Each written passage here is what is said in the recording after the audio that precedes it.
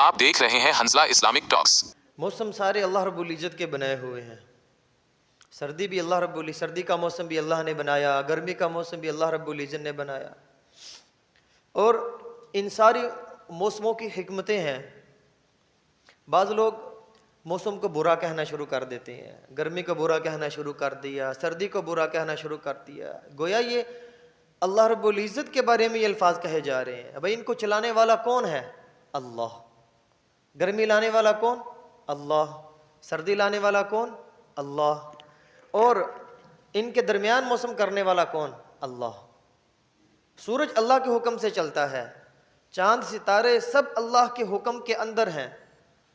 فرمایا وَسَخَّرَ الشَّمْسَ وَالْقَمَرَ كُلٌّ فِي فَلَكٍ يَسْبَحُونَ۔ سورج چاند ستارے اللہ رب العزت کی تسخیر کے اندر ہیں، اللہ نے مسخر کیے ہوئے ہیں۔ کل فی فلک یسبحون، ہر ایک اپنے مدار میں تیر رہا ہے، ہر ایک اپنے مدار میں تیر رہا ہے۔ سورج کے جو راستے اللہ نے بنائے، سورج انہی رستوں پر چلتا ہے، طلوع بھی ہوتا ہے، غروب بھی ہوتا ہے۔ چاند کی جو منزلیں اللہ نے مقرر کی، والقمر قدرناہ منازل حتی عاد کالعرجون القدیم، جو چاند کی اللہ نے منزلیں مقرر کی، فرمایا انہی منزلوں پر چاند چلتا ہے، ان سے ایک ذرہ آگے پیچھے نہیں ہٹتا۔ اور سورج اور جتنے بھی ستارے ہیں جن کا چمکنا، یہ سب اللہ کی طرف سے ہے۔ اور آج سخت گرمی کے اندر ہم سائے کا انتظام کر رہے ہوتے ہیں، اور سایہ تلاش کرتے ہیں۔ ہر بندے کو سایہ میسر ہے، دنیا میں کوئی ایسا بندہ نہیں کہ جس کے پاس سایہ نہ ہو اور وہ سکون سے سائے کے دھوپ سے بچ نہ سکتا ہو، ایسا کوئی آدمی آپ کو نہیں ملے گا۔ اور اگر کسی گھر کے سائے کے اندر کھڑا ہونا ہے، کسی درخت کے سائے کے اندر کھڑا ہونا ہے، انسان کے لیے کوئی مشکل نہیں ہے۔ گرمی سے بچنے کے لیے ہم ڈھیروں انتظامات کرتے ہیں، گھروں کے اندر اے سی لگائے ہوتے ہیں، پنکھے لگائے ہوتے ہیں، ہوا کا انتظام ہوتا ہے۔ تو میرے محترم بھائیوں، ایک ہے میدان حشر کی گرمی، ایک ہے میدان حشر کی گرمی۔ اللہ پاک فرماتے ہیں اذا السماء انفطرت واذا الكواكب انتثرت واذا البحار فجرت، آسمان پھٹ جائے گا اور تارے سارے گر جائیں گے۔ واذا القبور بعثرت، قبریں پھٹ جائیں گی۔ علمت نفس ما قدمت واخرت، اس دن ہر انسان کو پتہ لگ جائے گا اس نے آگے کیا بھیجا، اس نے پیچھے کیا چھوڑا۔ اذا الشمس كورت واذا النجوم انكدرت واذا الجبال سجرت واذا البحار فجرت واذا العشار عطلت، سورج کو گہن لگ جائے گا، جی سمندروں کے اندر آگ لگا دی جائے گی، کیسا سخت دن ہوگا وہ۔ علمت نفس ما قدمت واخرت، ہر انسان کو پتہ لگ جائے گا وہ آگے اس نے کیا بھیجا، اس نے پیچھے کیا بھیجا۔ تو اس لیے میرے محترم بھائیو، دنیا کے اندر ہم نے اعمال بھیجنے ہیں آخرت میں، کہ جس دن اللہ رب العزت ہمیں سایہ عطا فرمائے گا۔ حدیث پاک میں آتا ہے ہر انسان اپنے پسینے کے بقدر، اپنے اعمال کے بقدر پسینے کے اندر ڈوبا ہوگا۔ بعضوں کا پسینہ اس کے ٹخنوں تک ہوگا، بعض کا پسینہ گھٹنوں تک ہوگا، اور بعض کا پسینہ اس کے کندھوں تک ہوگا، اور بعض کا کانوں تک ہوگا، بعض پورا پسینے کے اندر ڈوبا ہوگا۔ تو اس کے اعمال کے بقدر انسانوں کی چیخ و پکار ہوگی کہ یا اللہ حساب شروع کیا جائے۔ حدیث پاک میں آتا ہے کہ سورج سوا نیزے پر ہوگا، سورج سوا نیزے پر، بعض جگہ آتا ہے 1 میل کے برابر سورج آ جائے گا، اور زمین تانبے کی طرح تپ رہی ہوگی، تو ہر انسان چیخ رہا ہوگا حساب شروع کیا جائے۔ حدیث پاک روایات کے اندر آتا ہے لوگ کہاں جائیں گے؟ آپ حضرت آدم علیہ السلام کے پاس جائیں گے، آپ سب کے والد ہو، اللہ کے حضور سے فارج کرو اللہ حساب شروع کرے۔ وہ کہیں گے نہیں، میں ہی تو تمہیں جنت سے نکالنے والا تھا، تم کسی اور کے پاس جاؤ۔ لوگ نوح علیہ السلام کے پاس آئیں گے، آگے چلتے چلتے یعقوب علیہ السلام، یوسف علیہ السلام، چلتے چلتے موسیٰ علیہ السلام، پھر عیسیٰ علیہ السلام کے پاس جب آئیں گے تو عیسیٰ علیہ السلام محمد مصطفیٰ صلی اللہ علیہ وسلم کا رستہ بتائیں گے، فرمائیں گے اس طرف جاؤ، ان کے پاس جاؤ، یہ کچھ کریں گے۔ تو لوگ رسول اللہ صلی اللہ علیہ وسلم کو تلاش کریں گے، تو آپ صلی اللہ علیہ وسلم سے عرض کریں گے یا رسول اللہ، اللہ کی بارگاہ میں بولیے اللہ حساب شروع کرے۔ تو آپ صلی اللہ علیہ وسلم فرمائیں گے ہاں ہاں میں کچھ کرتا ہوں۔ تو آپ صلی اللہ علیہ وسلم اللہ کی بارگاہ میں سر سجدے میں رکھیں گے، تو فرمایا اللہ کی تعریف ان الفاظ میں میں وہاں کروں گا جو اللہ نے دنیا میں مجھے وہ الفاظ عطا نہیں کیے۔ ان الفاظ سے میں جب تعریف کروں گا تو اللہ رب العزت فرمائیں گے اے میرے حبیب اے محمد صلی اللہ علیہ وسلم اپنا سر اٹھائیے، ارفع راسک، اپنا سر اٹھائیے، جو مانگے گے آپ کو دیا جائے گا، جو کہیں گے پورا کیا جائے گا، جس کی سفارش کی بات کریں گے آپ کی قبول کی جائے گی۔ تو آپ صلی اللہ علیہ وسلم عرض کریں گے یا رسول یا باری تعالی، اپنے بندوں کا حساب شروع کیجئے، اپنے بندوں کا حساب شروع کیجئے۔ تو پھر اللہ رب العزت حساب شروع کریں گے۔ تو میرے محترم بھائیوں، وہ بڑا سخت دن آنے والا ہے۔ اس دن اللہ رب العزت کے عرش کے سائے کے علاوہ کوئی سایہ نہیں ہوگا۔ دنیا میں ہم سب سائے کے اندر بیٹھتے ہیں، سورج کتنا دور ہے، اور یہ سورج زمین سے 13 لاکھ گنا بڑا ہے، 13 لاکھ گنا بڑا ہے۔ ایک مشن سائنسدانوں نے سورج کے پاس بھیجا ہوا ہے، اب سورج سے بھی وہ ہزاروں لاکھوں کلومیٹر دور سے تصویریں کھینچ رہا ہے، قریب جانے کی ہمت نہیں ہے، بقول ان کے کہ تھوڑا سا بھی قریب جائے گا تو جل جائے گا، بیکار ہو کر گر جائے گا۔ اب وہاں سے تصویریں کھینچ رہے ہیں، اور اس کا شور سورج کا جو سنائی دے رہا ہے، اور وہ کہہ رہے ہیں کہ سورج کے نکلنے والی جو آگ کے شعلے ہیں، کئی کلومیٹر اونچے شعلے ہیں، سورج سے جو شعلے آگ کے نکل رہے ہیں، جو تپش یہاں تک۔ کیسا اللہ رب العزت کائنات کا نظام بنایا کہ سورج کو، زمین کو سورج سے اتنا دور کر دیا کہ اتنی سخت سردی بھی نہیں آتی کہ سب کچھ جم جائے، کہ رہنا ہی مشکل ہو جائے، اتنی سخت گرمی بھی نہیں آتی کہ سارا کچھ جل جائے، نہ سردی کی وجہ سے جمتا ہے نہ گرمی کی وجہ سے جلتا ہے۔ کتنا اعتدال ہے سورج اور زمین کے درمیان، کہ کبھی تھوڑی زیادہ سردی آ جاتی ہے، پھر تھوڑی زیادہ گرمی آ جاتی ہے۔ کیسا اللہ رب العزت نے کائنات کے نظام کو بنایا۔ اس لیے یہ فرمایا کائنات کے نظام کو کوئی نہ کوئی چلانے والا ہے۔ امام اعظم ابو حنیفہ رحمہ اللہ فرماتے ہیں اگر کسی آدمی تک کوئی نبی نہیں آیا، کوئی اس کو اللہ کا پیغام دینے والا نہیں آیا، تو اس پر واجب اور فرض بنتا ہے کائنات کے اوپر غور و فکر کر کے اللہ کی ذات کو پہچانے، اللہ پر ایمان لے کر آئے، اللہ پر ایمان لے کر آئے۔ تو میرے محترم بھائیوں، آج تو ہم یہ سائے وغیرہ تلاش کر لیتے ہیں، قیامت کے دن اللہ کے عرش کے سائے کے علاوہ کوئی سایہ نہیں ہوگا۔ فرمایا سبعۃ، رسول اللہ صلی اللہ علیہ وسلم نے فرمایا، حضرت ابو ہریرہ رضی اللہ عنہ بیان فرماتے ہیں، فرمایا کہ سبعۃ یظلہم اللہ فی ظلہ یوم لا ظل الا ظلہ، کہ 7 قسم کے لوگ ایسے ہیں جنہیں اللہ تعالیٰ اپنے سائے میں جگہ دے گا، اور اس دن اللہ کے سائے کے علاوہ کوئی سایہ نہ ہوگا۔ پہلا الامام العادل، الامام العادل، انصاف کرنے والا حکمران، انصاف کرنے والا حکمران، انصاف کرنے والے حکمران دنیا میں نام و نشان ہی ختم ہو۔ فرمایا ان اللہ یامرکم، اللہ حکم دیتا ہے ان کو، حکمرانوں کو، کیا بلکہ ہر ایک کو حکم دیتا ہے، ان اللہ یامرکم ان تؤدوا الامانات الی اہلها واذا حکمتم بین الناس ان تحکموا بالعدل، حکم کیا دیتا ہے؟ عدل کرنے کا حکم دیتا ہے۔ اور دوسرا حکم کہ امانات کو، جو امانتیں ہیں ان کے حقداروں کے سپرد کر دی جائیں، ان تحکموا بالعدل، اور جب بھی لوگوں کے اندر تم فیصلہ کرو عدل کے ساتھ فیصلہ کرو، یہ اللہ رب العزت کا حکم۔ اور بخاری شریف کی ایک حدیث ہے، فرمایا کہ یقیناً تم میں سے پہلے لوگ، پہلی امتیں اس وجہ سے تباہ ہوئیں کہ ان میں جب کوئی پکڑا جاتا، اگر وہ کمزور ہوتا اس کو سزائیں دی جاتی، اگر کوئی طاقتور آدمی ہوتا اس کو چھوڑ دیا جاتا، اور قسم ہے جس کے قبضہ میں میری جان ہے، کون فرما رہے؟ رسول اللہ صلی اللہ علیہ وسلم، قسم ہے جس کے قبضہ میں میری جان ہے، اگر فاطمہ بنت محمد بھی اگر کوئی جرم کر لیتی، اگر کوئی چوری کر لیتی تو اس کا میں ہاتھ کاٹتا۔ کتنے سخت ارشاد رسول اللہ صلی اللہ علیہ وسلم، کتنے سخت فرمان ہے۔ آج کے حکمرانوں کو سبق لینا چاہیے اس سے، کہ 4 دن کی زندگی ہے، بڑے بڑے دعوے کرنے والے آئے حکمران، چلے گئے دنیا سے، پوری دنیا کے حکمران، حکمرانی کرنے والے آئے، وہ سب چلے گئے، لیکن آج کے حکمران ان سے سبق نہیں لیتے کہ ہمارے ذمہ جو کام ہے ہم نے کرنے ہیں، ورنہ قیامت کے دن پکڑے جائیں گے اور قبر سے ہی ہمارا عذاب شروع ہو جائے گا۔ اس لیے فرمایا کہ بے شک عدل کرنے والے لوگ اللہ تعالیٰ کے ہاں نور سے بنے ہوئے ممبروں پر ہوں گے. کتنی بڑی فضیلت ہے.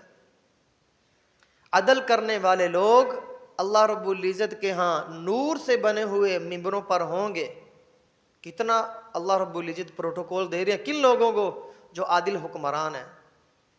اور یہی کافی انعام ہے کہ قیامت کے دن جب کوئی سایہ نہیں ہوگا تو اللہ رب العزت عرش کے سائے میں عادل حکمران کو جگہ عطا فرمائے گا. اور فرمایا کہ جو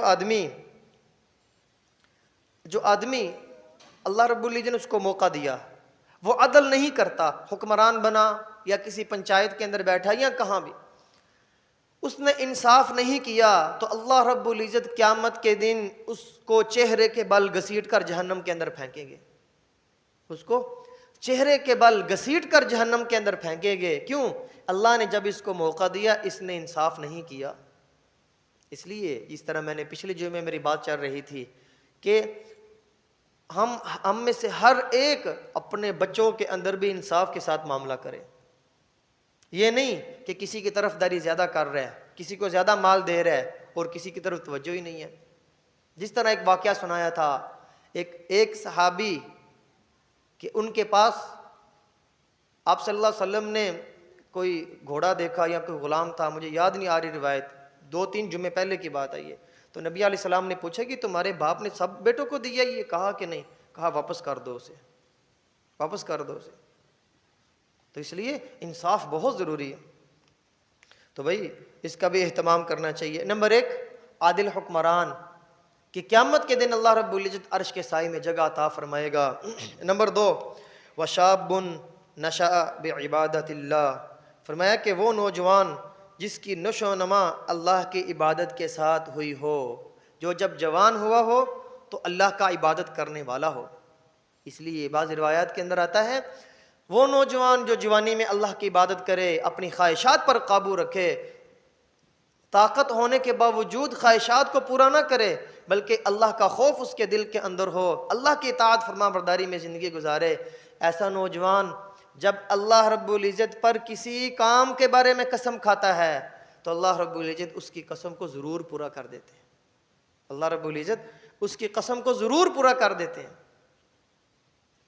تو بھائی یہ ہے وشاب نشأ بعبادت اللہ. اور اللہ رب العزت نے قرآن مجید کے اندر چند نوجوانوں کا قصہ بیان کیا ہے. سورۃ الکہف کے اندر 15ویں پارے کے اندر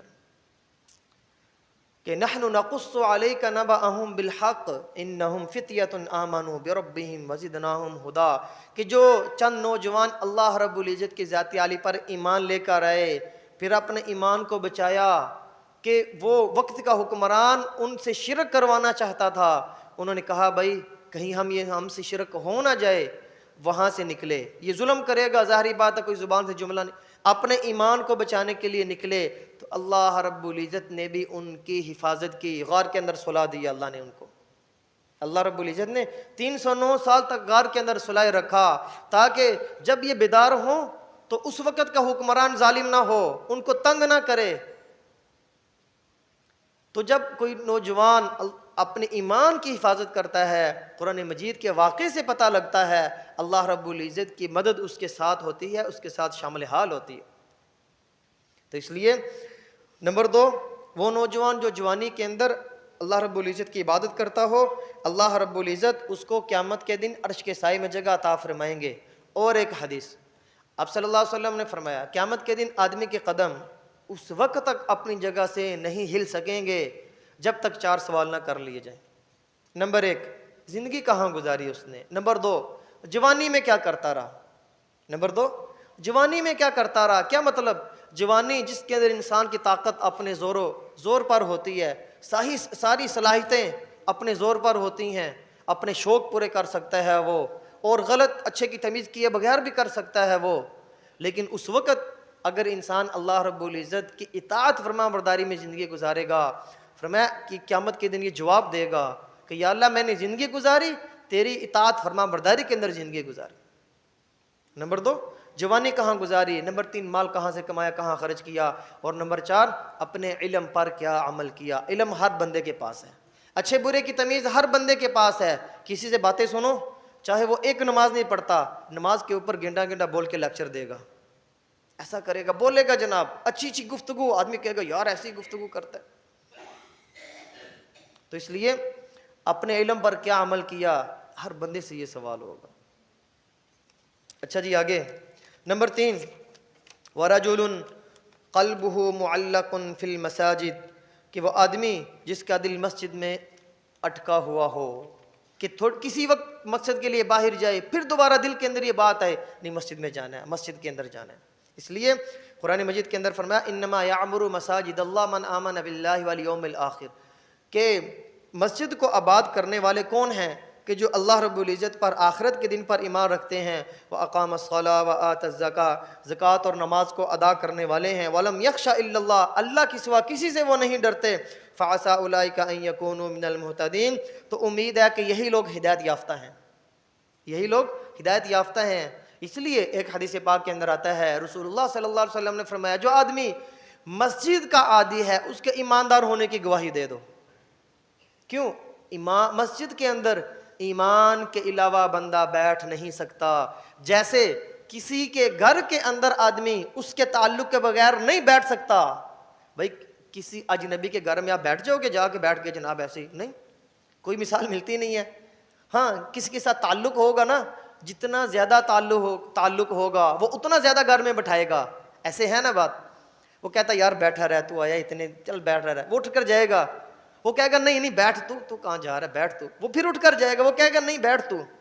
تو یہی حالت ہے جب انسان کا اللہ کے ساتھ تعلق بنا ہونا تو آدمی کا دل نہیں کرتا مسجد، کہتا ہے چلو میں تھوڑی تلاوت کر لوں. تلاوت کرے گا، پھر دل میں آئے گا چلو یار تھوڑا ذکر ہی کر لو. ذکر کرے گا، پھر دل میں آئے گا چلو نفل ہی پڑھ لو، پھر نفل پڑھے گا. لیکن یہ باتیں ہمیں سمجھ نہیں آتی، یہ باتیں ہمیں سمجھ نہیں آتی. ہمیں بس سمجھ کہاں آتی ہے بھائی یہاں سے منافع اتنا ملتا ہے، یہاں سے پیسے، اور ان چیزوں کے پیچھے نقصان بھی یہاں دنیا کا سمجھ آتا ہے، نفع بھی دنیا کا سمجھ آتا ہے. آخرت کا نقصان بھی سمجھ نہیں آتا، آخرت کا نفع بھی سمجھ نہیں آتا. تو اس لیے اور فرمایا کہ جو شخص صبح کے وقت یا شام کے وقت مسجد میں جائے تو اللہ تعالیٰ اس کے لیے جنت میں مہمان نوازی تیار کرتا ہے. اللہ تعالیٰ اس کے لیے جنت میں مہمان نوازی تیار کرتا ہے. اور فرمایا کہ من غدا الی المسجد لا یرید الا ان یتعلم خیرا او یعلمہ کان لہ کاجر حاج تاما حجتہ.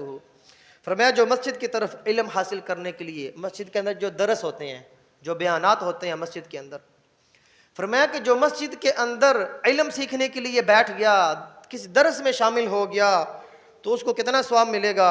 فرمایا کہ اسے مکمل حج کے برابر ثواب ملتا ہے، اسے مکمل حج کے برابر ثواب ملتا ہے. اور فرمایا کہ من مشى الى صلاۃ مکتوبہ فی الجماعۃ فہی کحجۃ، جو آدمی فرض نماز کو ادا کرنے کے لیے مسجد کی طرف آتا ہے وہ اس کو حج کے برابر ثواب ملتا ہے. جو آدمی مسجد کی طرف نفل نماز پڑھنے کے لیے آتا ہے فرمایا فہی کعمرۃ تامۃ، اس کو ایک مکمل عمرے کا ثواب ملتا ہے. بھئی کتنے فضائل ہیں، فرض نماز پر کتنے فضائل ہیں اور نفل نماز پر بھی کتنے فضائل ہیں، اس کا بھی اہتمام کرنا. اور نمبر 4 فرمایا ورجلان تحابا فی اللہ اجتماع علیہ وتفرقا علیہ، کہ وہ دو آدمی اللہ رب العزت قیامت کے دن عرش کا سایہ عطا فرمائے گا ان دو آدمیوں کو بھی کہ جو اللہ کی محبت کے لیے، اللہ کی رضا کے لیے جن کے اندر آپس میں محبت ہوئی، اللہ کو راضی کرنے کے لیے جن میں آپس میں محبت ہے، اور اسی پر وہ اکٹھے بھی ہوتے ہیں اور اسی پر وہ علیحدہ بھی ہوتے ہیں. مثال کے طور پر بیان ہوتا ہے مسجد کے اندر، ہمارا آپس میں کوئی تعلق نہیں، کسی رشتہ داری کی وجہ سے ہم اکٹھے نہیں ہوتے، صرف اللہ اور اس کے رسول کا ذکر سننے کے لیے اکٹھے ہوتے ہیں. یہ ہے ان لوگوں کے لیے فضیلت ہے. اور حدیث پاک میں یہ بھی آتا ہے جب یہ مجلس برخاست ہوتی ہے تو فرشتہ اعلان کرتا ہے بخشے بخشائے اپنے گھروں کی طرف لوٹ جاؤ، بخشے بخشائے اپنے گھروں کی طرف لوٹ جاؤ. اتنے فضائل ہیں کن لوگوں کے لیے؟ جو اللہ کے لیے آپس میں اکٹھے ہو، اللہ کے لیے جدا ہوں. اور نمبر 5 میں وہ آدمی کہ جن کو قیامت کے دن اللہ رب العزت اپنے عرش کے سائے میں جگہ عطا فرمائے گا. وَرَجُلٌ دَعَتْهُ امرأة ذات منصب وجمال فقال انی اخاف اللہ، کہ جس کو بڑی خوبصورت عورت، عہدے والی عورت اپنی طرف مائل کرے، بلائے اور وہ کہے مجھے اللہ رب العزت سے میں ڈرتا ہوں. اللہ رب العزت سے اس کی مثال قرآن مجید کے اندر یوسف علیہ السلام کی مثال، جنہوں نے کہا معاذ اللہ، کیا کہا؟ معاذ اللہ کی پناہ۔ اللہ رب العزت کا خوف دل میں تھا، جب اللہ کی پناہ لی تو اللہ رب العزت نے نکلنے کا رستہ بھی کھول دیا۔ تو اس لیے فرمایا ایسے آدمی کو اللہ رب العزت قیامت کے دن عرش کا سایہ عطا فرمائے گا۔ اور نمبر 6، وَرَجُلٌ تَصَدَّقَ بِصَدَقَةٍ فَأَخْفَاهَا حَتَّى لِيَتَعَلَّمَ شِمَالُهُ مَا تُنْفِقُ يَمِينُهُ، کہ وہ آدمی کہ جس نے اس خفیہ طور پر صدقہ کیا ہو کہ اس کے بائیں ہاتھ کو خبر نہ ہوئی ہو، مطلب ایک ہاتھ سے اس نے صدقہ کیا، دائیں ہاتھ سے، بائیں ہاتھ کو پتہ نہیں چلا، ایسے آدمی کو اللہ رب العزت قیامت کے دن عرش کا سایہ عطا فرمائے گا۔ اور ایک روایت کے اندر یہ بھی آتا ہے خفیہ صدقہ کرنا اللہ رب العزت کے غضب کو بجھاتا ہے، اللہ کے غصے کو ٹھنڈا کرتا ہے۔ اور خفیہ صدقہ کرنا انسان کے لیے جنت کو واجب کرنے کا ذریعہ ہے، اس لیے خفیہ صدقہ بھی۔ اور ایک حدیث پاک میں آتا ہے افضل صدقہ کون سا ہے؟ فرمایا کمزور آدمی کو تلاش کر کے اس پر تو صدقہ کرے۔ کمزور آدمی کو، ایک مشہور آدمی ہے محلے کے اندر، یار یہ کمزور ہے، لوگ سب اس کو دیتے ہیں۔ ایک وہ آدمی ہے جن کو لوگ جانتے ہی نہیں ہیں اور کبھی اس نے سوال ظاہر ہی نہیں کیا لوگوں کی طرف اپنا، ایسے لوگوں کو تلاش کرنا اور ان پر صدقہ کرنا، فرمایا رسول اللہ صلی اللہ علیہ وسلم نے یہ صدقہ افضل ہے۔ اور نمبر 7، وَرَجُلٌ ذَكَرَ اللَّهَ خَالِيًا فَفَاضَتْ عَيْنَاهُ، فرمایا کہ وہ آدمی جو علیحدگی کے اندر اللہ رب العزت کا ذکر کرے، تنہائی میں بیٹھ گیا، اللہ کو یاد کیا، اس کے آنسو ٹپ ٹپ ٹپ نکلنا شروع ہو گئے۔ اور قرآن مجید کے اندر اللہ رب العزت فرماتے انما المؤمنون الذین، بے شک مومن تو وہ لوگ ہیں اذا ذکر اللہ، جب ان کے سامنے اللہ کا ذکر کیا جاتا ہے، وجلت قلوبہم، ان کے دل ڈر جاتے ہیں، وَإِذَا تُلِيَتْ عَلَيْهِمْ آيَاتُهُ زَادَتْهُمْ ایمانا، جب ان کے سامنے اللہ کی آیات پڑھ کر سنائی جاتی ہیں ان کا ایمان بڑھ جاتا ہے، وَعَلَىٰ رَبِّهِمْ يَتَوَكَّلُونَ، اور یہی لوگ ہیں جو اللہ رب العزت پر بھروسہ رکھتے ہیں۔ آگے فرمایا أُولَٰئِكَ هُمُ الْمُؤْمِنُونَ حَقًّا، یہی لوگ سچے مومن ہیں۔ لَهُمْ دَرَجَاتٌ عِندَ رَبِّهِمْ، اللہ رب العزت کے پاس ان کے لیے بڑے بڑے درجے ہیں، وَمَغْفِرَةٌ، مغفرت ہے، وَرِزْقٌ کریم، اور باعزت روزی ہے۔ تو اس لیے میرے محترم بھائیوں، آج ہم سخت گرمی کے اندر سب سایہ تلاش کرتے ہیں، اور دھوپ کے اندر کھڑا ہونا کتنا مشکل ہے، تو میدان حشر کی گرمی کتنی سخت ہوگی جب کوئی سایہ نہیں ہوگا۔ اللہ رب العزت ان 7 لوگوں کو اپنے عرش کے سائے میں جگہ عطا فرمائے گا۔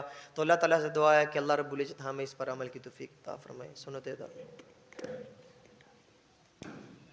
اسلامی باتیں سننے کے لیے اس چینل کو ضرور سبسکرائب کریں اور بیل آئیکن بھی دبا دیں تاکہ ہر نئی ویڈیو آپ تک پہنچ سکے۔